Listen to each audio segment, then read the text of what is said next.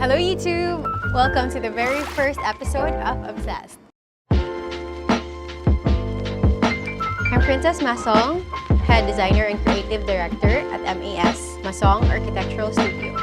I have been in the design industry for 3 years, but my family has been constructing buildings, houses, and renovating spaces for as long as I can remember. Well, I believe it runs in the blood, and this is my time.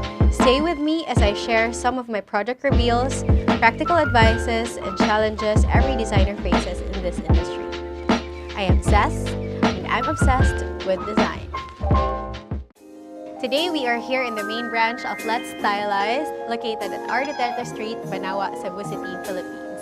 The owner, Feline Soria, a co-musician in a religious community I am serving with, who turned to become a good friend, asked for me to design this space a year ago. She has been in the retail industry online for 7 years, and I have been a loyal shopper ever since. And so I was thrilled to learn that I'll be doing her very first physical store. Well, Feline did not really ask for much. She just needed the space to be divided into 2 parts, her personal office / her stockroom, and of course the main shopping area. There are 3 important things that we needed to consider. First is the impermanence.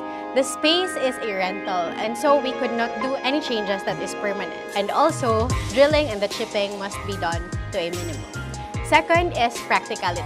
The air conditioning units are necessary, but are really expensive.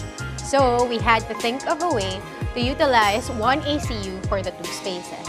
And third, and definitely not the last, is the security. Retail stores are considered to be public spaces, and so anyone, and I mean anyone, can get in and out of the premise. Plus, this is Feline's first physical store, so she'll be hiring people for the first time. So what we did is that instead of the usual concrete wall, we assembled a drywall to separate the 2 required spaces. This is actually much cheaper and much easier to dismantle. We punched 2 holes in the drywall, one as a passageway for the cold air from the air conditioning unit, and the other one to serve as an observatory from the office to the counter and the shopping area. We laid a one-way mirror in the second hole so that the person from the office can have an eye view of the counter and the store, but the shopping area cannot see what is inside of the office. There are a few important things to remember when doing a clothing retail. First is that there should be a good amount of space to display the goodies. Business owners' main concern is profit, and what better way to achieve that than to have most, if not all, of her merchandise on display. Second is, despite the good amount of space for display, circulation must not be sacrificed. Experience is what most people come back for. Third, everything that must be sold must be accessible. Average Filipino height is at 162 centimeters, so there should be no merchandise displayed higher than that. With a floor-to-ceiling height of 270 to 300 centimeters, that leaves us with a load full of unreachable space. That leads us to the 4th consideration, which is the storage. The color choices we've made were based on the neutral scheme.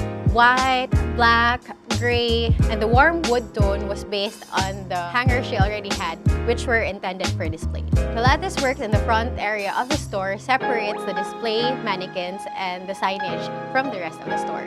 They requested an open ceiling, and since our general concept is industrial, we went for it. But just to contain the chaos that is the wires, the plumbing, and everything else, we painted everything black. The final and most eye-catching touch was this mural done by artist Hannah Soy. I call this artwork the Empowered Woman, sometimes representing the shoppers who work for their own money and rewards themselves for some quality and high-fashion clothing, and sometimes representing the owner herself who has thrived and succeeded the hurdles of the business world. Thank you for watching Obcezzd. If you want to see more of this content, don't forget to like, subscribe, and click that bell icon so you won't miss any episode.